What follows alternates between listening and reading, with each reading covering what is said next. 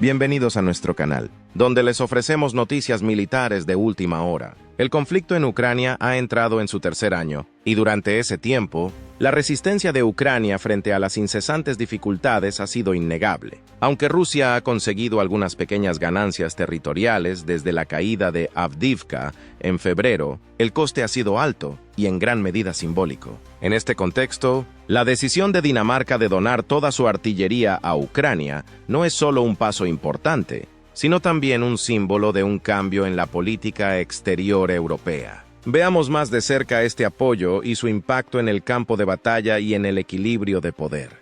Situación de conflicto en Ucrania. Esta resistencia estratégica es aún más notable si se tienen en cuenta los actuales problemas de artillería de Ucrania. Esta escasez, conocida como hambre de proyectiles, ha reducido las descargas diarias de artillería de 10.000 proyectiles a unos 2.000. Esto, unido a los daños sufridos por muchos obuses ucranianos, debido a los precisos esfuerzos rusos por contrarrestar la artillería y a las nuevas tácticas de los drones, ha puesto a prueba la capacidad defensiva de Ucrania.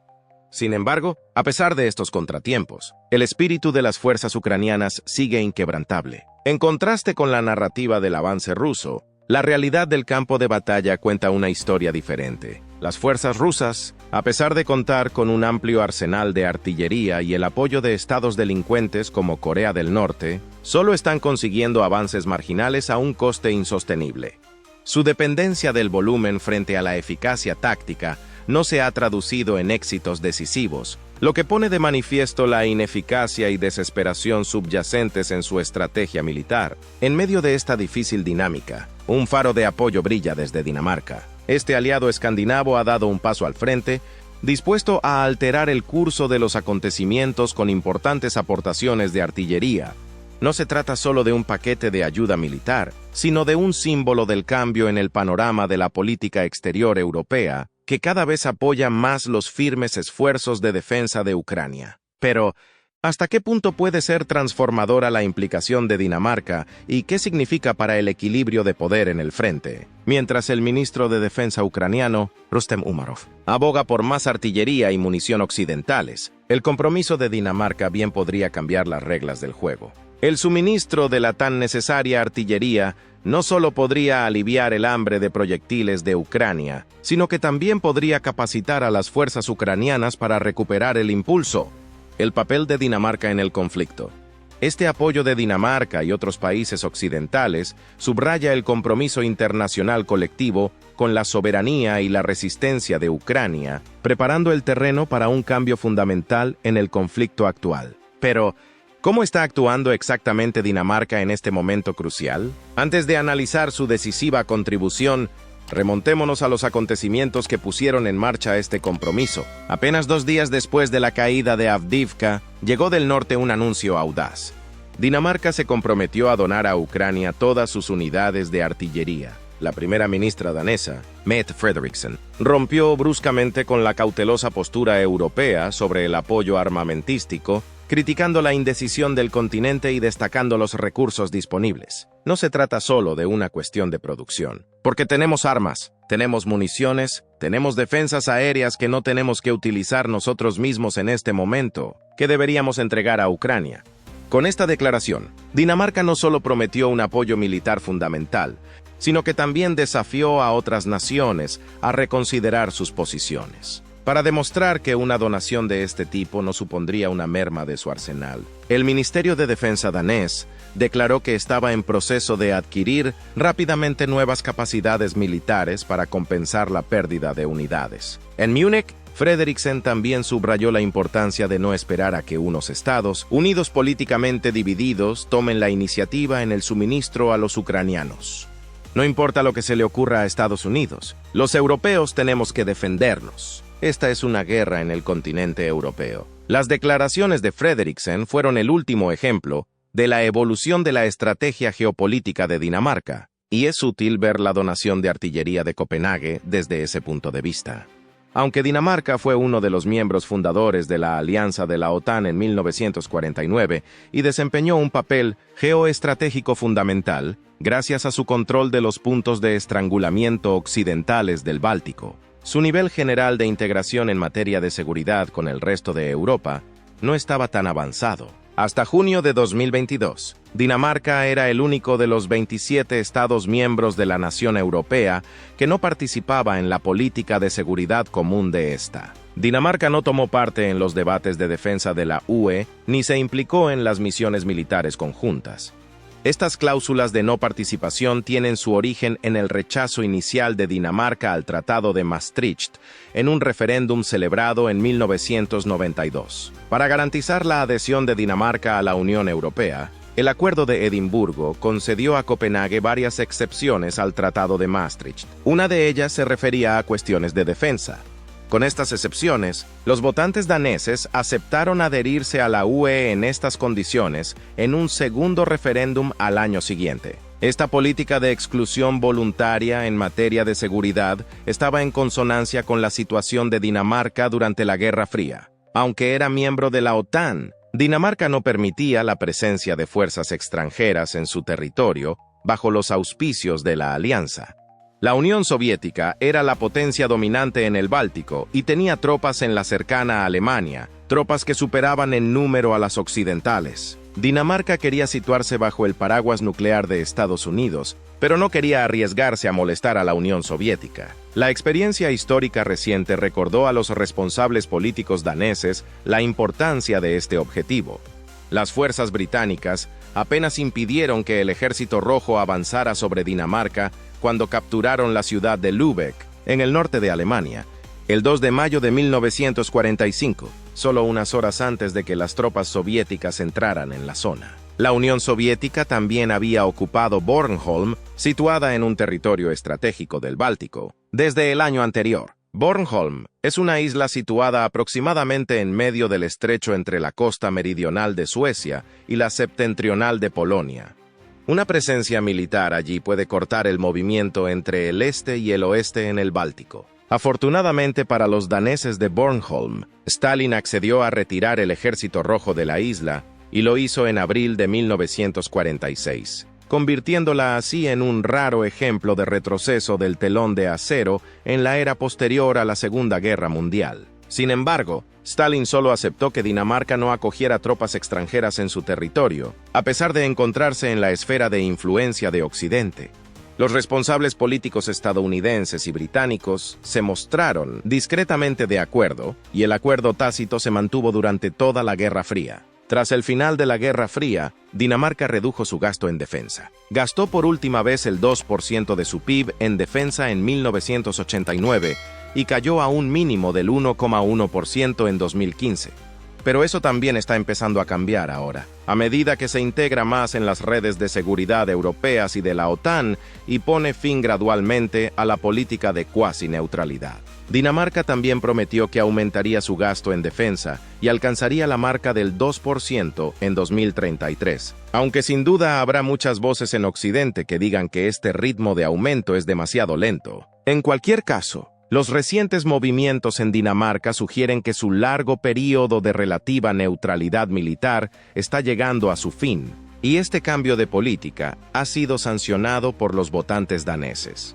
El 1 de junio de 2022, Dinamarca celebró un referéndum en el que se planteaba una sencilla pregunta. ¿Vota usted sí o no a que Dinamarca pueda participar en la cooperación europea en materia de defensa y seguridad mediante la abolición de la cláusula de no participación en defensa de la UE? En medio de la invasión rusa de Ucrania, los votantes daneses eligieron el sí por un margen de casi el 67% frente al 32%. La votación puso fin así al aislamiento militar comparativo de Copenhague respecto al resto de Europa.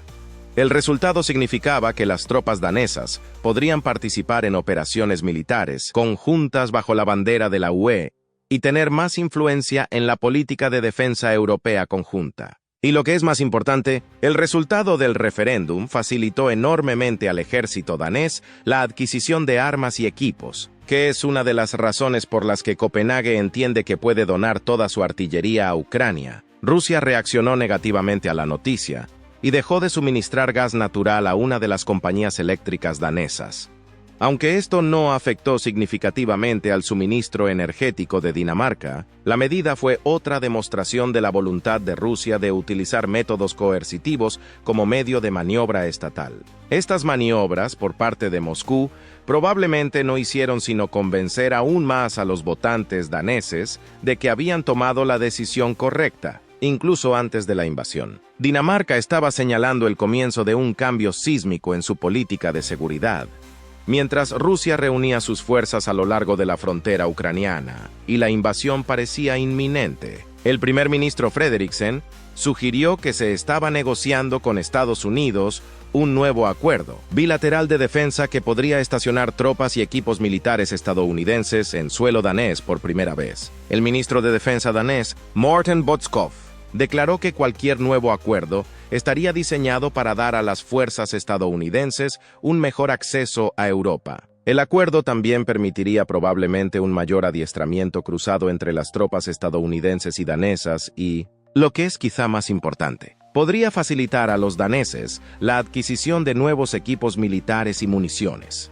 Una vez que se unió a la Comunidad Europea de Defensa en sentido amplio, Dinamarca demostró su desproporcionada disposición a suministrar a Ucrania. Es uno de los principales donantes de aviones de combate F-16, suministrando a los ucranianos 19 de ellos, que deberán ser enviados antes de 2025. Este es el contexto más amplio que subyace a la decisión más reciente de Dinamarca de donar toda su artillería a Ucrania.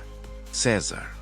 La donación de artillería de Copenhague asciende a una pequeña suma, ya que no dispone de unidades MLRS ni de artillería remolcada. Según el GFI, Dinamarca dispone de 19 unidades de artillería autopropulsada, 15 de ellas en estado de alerta. Estas unidades son los obuses autopropulsados Caesar, de fabricación francesa. El Caesar entró en servicio en 2008 y tiene un alcance operativo de unos 600 kilómetros con una tripulación de entre 3 y 5 operadores. Cada unidad tiene un cargador típico de 36 proyectiles. El Caesar dispara munición estándar de la OTAN de 155 milímetros con un alcance de hasta 34 kilómetros y de hasta 42 kilómetros cuando utiliza un proyectil de ánima llena de alcance extendido, IRFB. Estos proyectiles fueron diseñados originalmente por el ingeniero de artillería canadiense Gerard Bull, que se hizo famoso por trabajar en el concepto de los superfusiles del proyecto Babylon de Saddam Hussein, Big Babylon y Baby Babylon. Bull fue asesinado en 1990, posiblemente por agentes israelíes, que no querían que los superfusiles iraquíes se hicieran realidad. A diferencia de los proyectiles estándar, estos proyectiles son más largos y delgados. Los proyectiles ERFB tienen unas protuberancias peculiares alrededor de su sección media que ayudan a encajar en el estriado del arma y a estabilizar el proyectil en vuelo, aunque los proyectiles ERFB posteriores pueden no tenerlas. Los proyectiles ERFB tienen un alcance significativamente mayor que los proyectiles estándar, pero a costa de una menor precisión. La menor precisión ha hecho que el proyectil ERFB no se haya convertido en un estándar de la OTAN, pero el Caesar es capaz de dispararlo. El Caesar puede aumentar aún más su alcance, hasta 52 kilómetros, cuando utiliza proyectiles asistidos por cohetes. Cada Caesar cuesta unos $7,5 millones por unidad, pero el precio depende de los contratos individuales. Como ejemplo, la adquisición de 52 obuses. Caesar fue aprobada por el Ministerio de Defensa checo el 1 de septiembre de 2021, y el valor del contrato ronda los $288 millones. Hasta el momento, el Caesar ha obtenido buenos resultados en la guerra. Correlación no equivale necesariamente a causalidad, pero puede ser más que una coincidencia que después de que Ucrania empezara a recibir sus cañones Caesar, las unidades de artillería rusas empezaran a sufrir grandes pérdidas. Su introducción, por tanto, parece haber coincidido con un mejor fuego de contrabatería ucraniano. En el momento de mayor eficacia de los cañoneros ucranianos, los rusos supuestamente perdían entre 20 y 40 sistemas de artillería al día. Por desgracia para los ucranianos, el César no fue suficiente para cambiar las tornas, ya que los rusos se atrincheraron con la ventaja de contar con la red de fortificaciones más elaborada que se había visto en Europa desde la Primera Guerra Mundial. La campaña ucraniana de Zaporizhia no logró alcanzar ni siquiera su primer objetivo, el cruce de carreteras de Tokmak.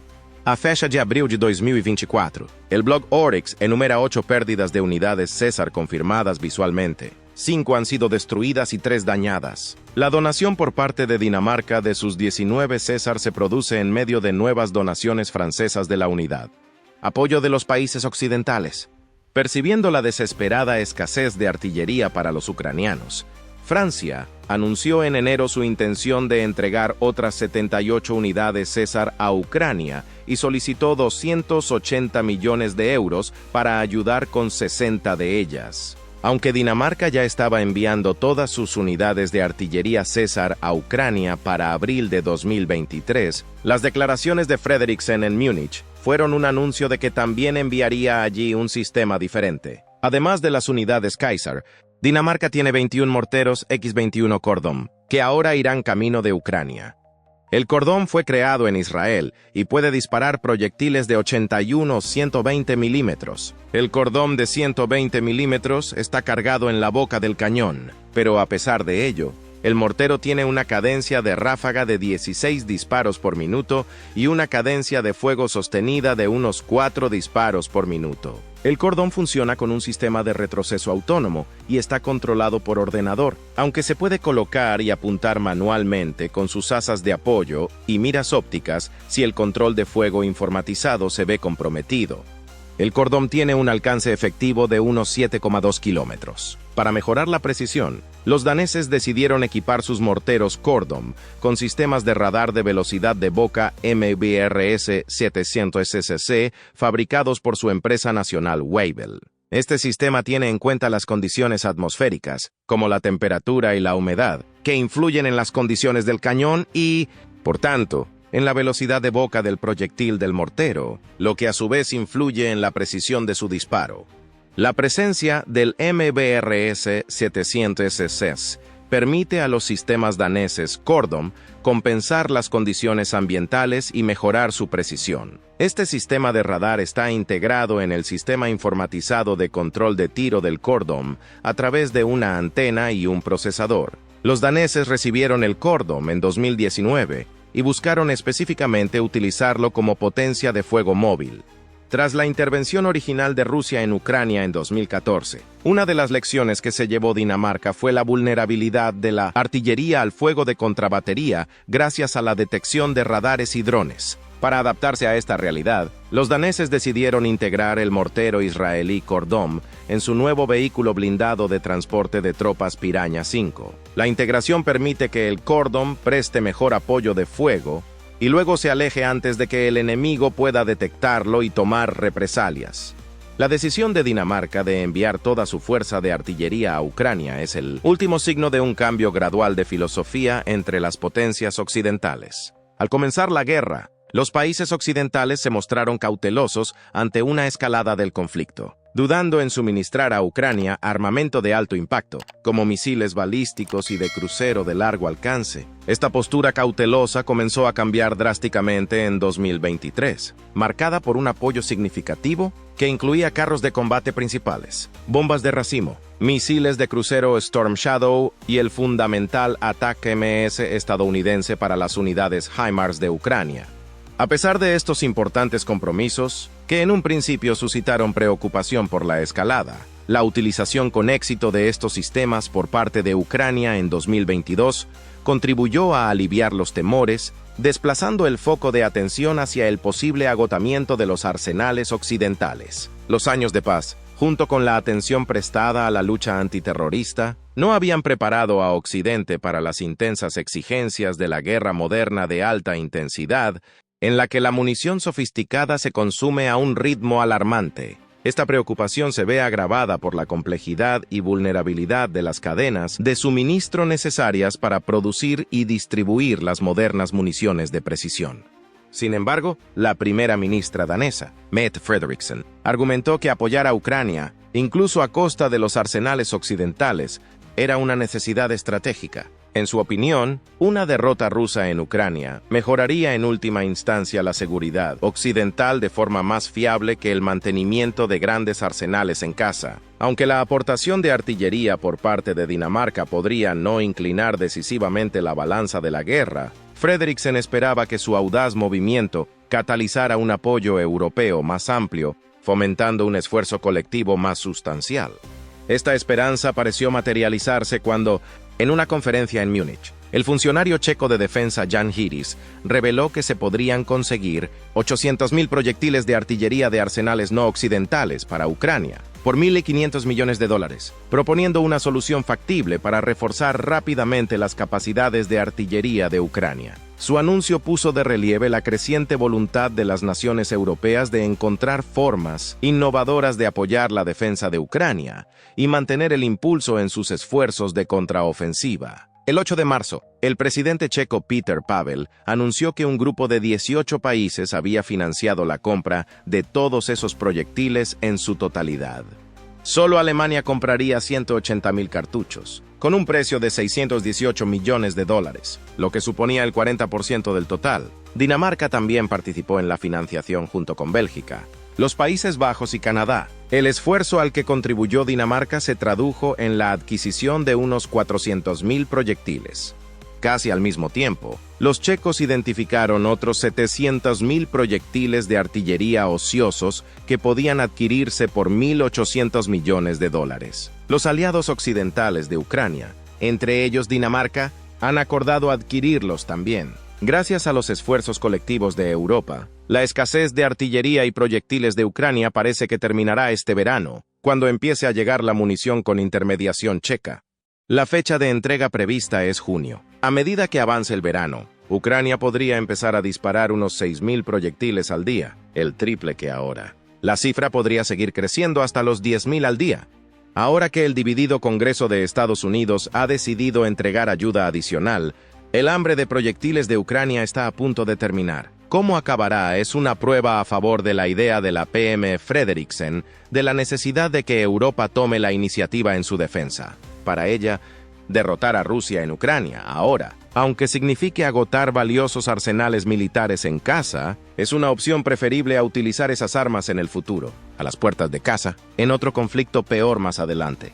Así pues, la decisión de Dinamarca de donar toda su artillería a Ucrania no solo ayudará a aliviar su sed de artillería, sino que también abrirá un nuevo capítulo en el apoyo internacional a un país que lucha por su libertad. Aunque no puede cambiar por completo el curso de la guerra, esta donación puede crear un importante punto de inflexión y animar a otros países a seguir aumentando su apoyo. Gracias por vernos. Y no olvide suscribirse al canal para conocer las últimas noticias y análisis sobre el conflicto ucraniano y la política mundial.